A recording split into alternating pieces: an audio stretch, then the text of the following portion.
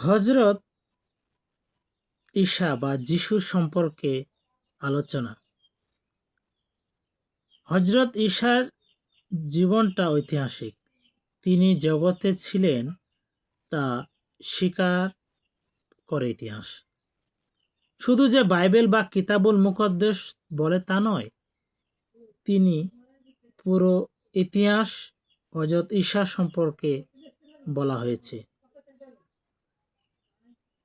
তারা বলেছেন ঈসার দ্বারা এ ধর্ম প্রচারিত হয়েছে।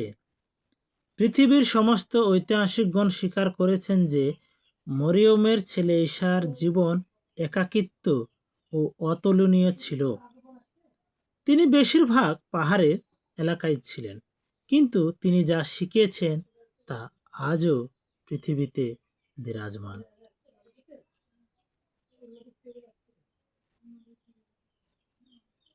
এমন একটা ঘটনার সময় তারা যা দেখেছেন তা সাক্ষ্য দিয়েছেন। কারা দেখেছেন? তার সাহাবীগণ। ইউহান্না 20:30-31 আয়াত এখানে সোজা উত্তর দিয়েছেন। কেন এসব লেখা হয়েছে তা হলো মানুষ যেন হযরত ঈসার উপর ঈমান আনতে পারে। সুসমাচার জীবন কাহিনী বা ইতিহাস নয়, এটি একটা সাক্ষ্য। এটা ভিন্ন জন ভিন্ন সময় বিভিন্ন জাতির নিকট তা লিপিবদ্ধ করেছেন, আর এই ভিন্নতার দ্বারা এক একজন এতে ভিন্ন বিষয়ে গুরুত্ব দিয়েছেন। আমরা যদি 4টি সুসমাচার পুস্তক একসাথে করি তাহলে দেখতে পাবো তাতে একটি সুন্দর সম্পর্ক রয়েছে। এতে কোনো সন্দেহ সৃষ্টি হয় নাই। অনেক বিষয় রয়েছে যা সব সুসমাচারে আছে। প্রথম যে বিষয়, মথি, মার্ক, লুক, এই 3টি লেখকের 300 আয়াতের মিল আছে, কিন্তু বিভিন্ন জন বিভিন্ন জায়গায় লিখেছেন। মথি, মার্ক 300 আয়াতের বেশি মিল, তারা বিভিন্ন জন বিভিন্ন জায়গায় লিখেছেন।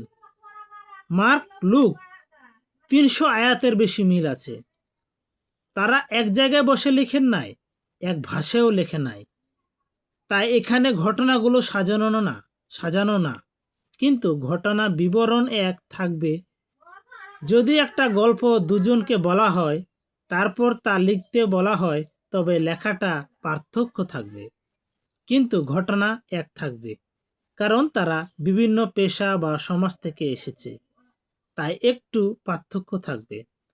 মার্ক জেলে, মথি কর আদায়কারী, লুক ডাক্তার ছিলেন, তাই তাদের লেখাও ভিন্ন, কিন্তু সব ভিন্ন ছবি একসাথে করলে সেখানে হযরত ঈসার একটা সুন্দর ছবি আমরা দেখতে পাব।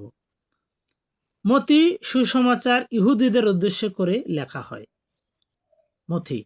মার্ক সুসমাচার রোমীয়দের উদ্দেশ্য করে লেখা হয়। লুক সুসমাচার পরাজিতদের উদ্দেশ্য করে লেখা হয়।